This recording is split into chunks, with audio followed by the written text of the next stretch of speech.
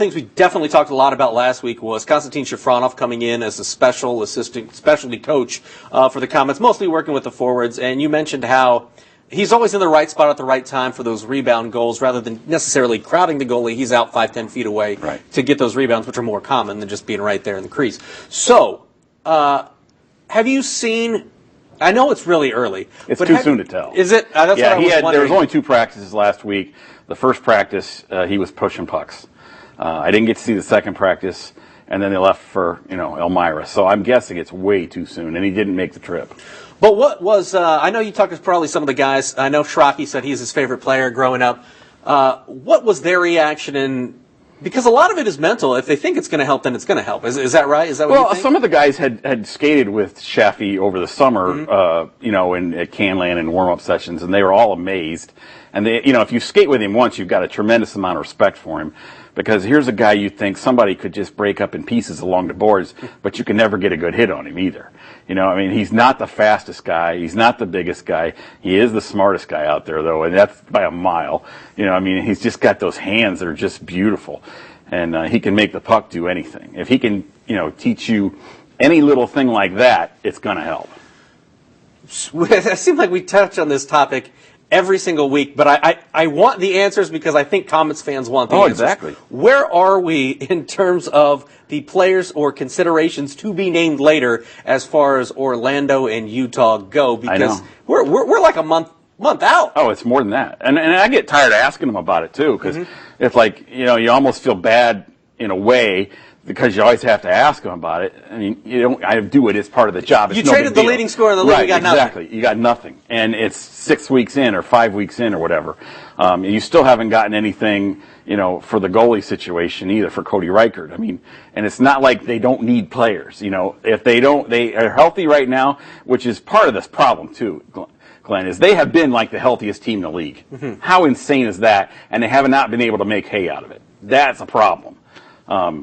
But so they need talent. They need fresh bodies. They need hungry players, and they don't have them. They're not getting them.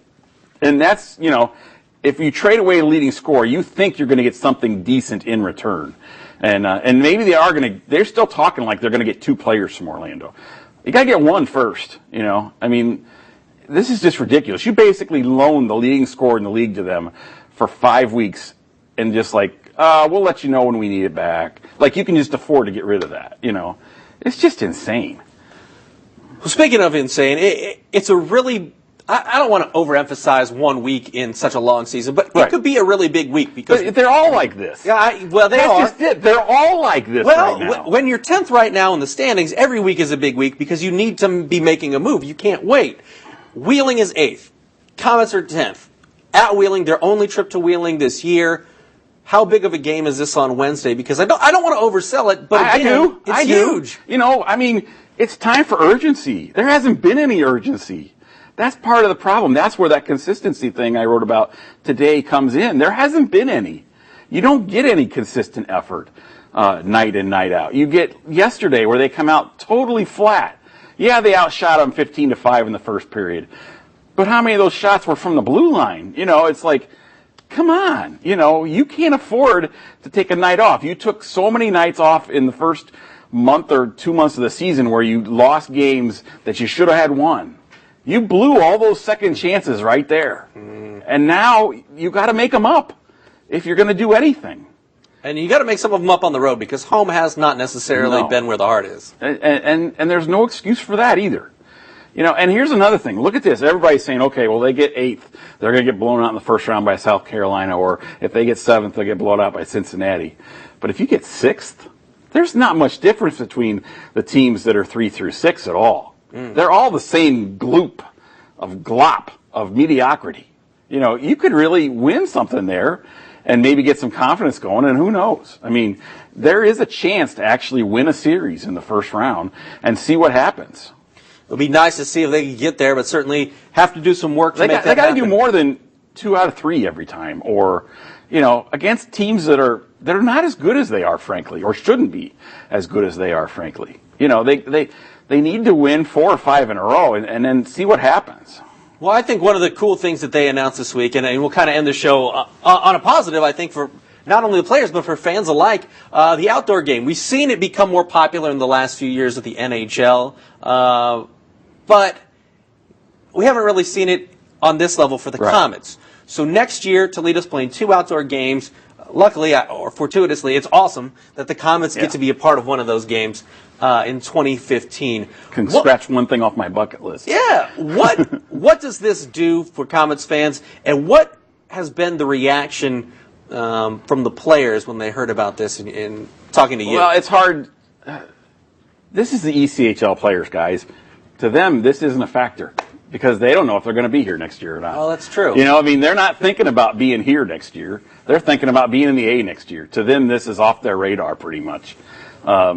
It's not a factor to them. That's such a business way to look at it, but that's it's what true. this is. I know. That's why it's so frustrating sometimes. Right, for fans, I mean, they're already circling that date. And the sad part about it is that's going to be sold out before Fort Wayne fans ever get a chance to buy the tickets. There's 8,100 seats. They're looking at 12,000 to 13,000 if they can squeeze it in, but they're giving all the Mud Hens fans first call, all the Walleye fans first call. And the Walleyes draw really well. And plus, there's going to be all the corporate support there.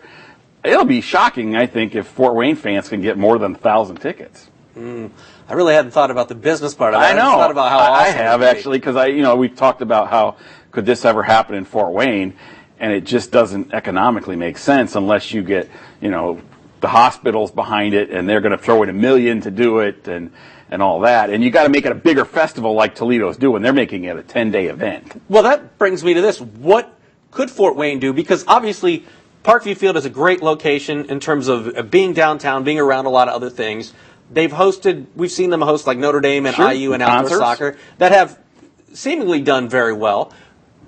What could Fort Wayne do to have something like this happen? That's the next step, right? That's the hard part, because it would cost $70 a ticket. And I'm not sure Fort Wayne will pay anything for $70 tickets that's not the Eagles reunion or Elton John at the Coliseum or something like that. I mean, that's hard. That's the hard part. And everybody, all the season ticket holders will scream that it ought to be just part of their regular season ticket package. They shouldn't have to pay extra for it. It's just not going to work, Well, how did Toledo make it work? They got a 10-day festival, and they got the big hospital there is sponsoring the whole deal. It's probably costing them $2-3 million. Wow. Yeah, and they said it was going to cost approximately $750,000 or $1.25 million to put on just the 2 games for the Walleye. So that there's over 10 days, there's quite a bit of money invested there, which you'd have to have up front to be able to think about doing this, because you could technically bankrupt yourself if you did this for a one event, one game, and then it didn't sell. Yeah, you'd be hurting bad.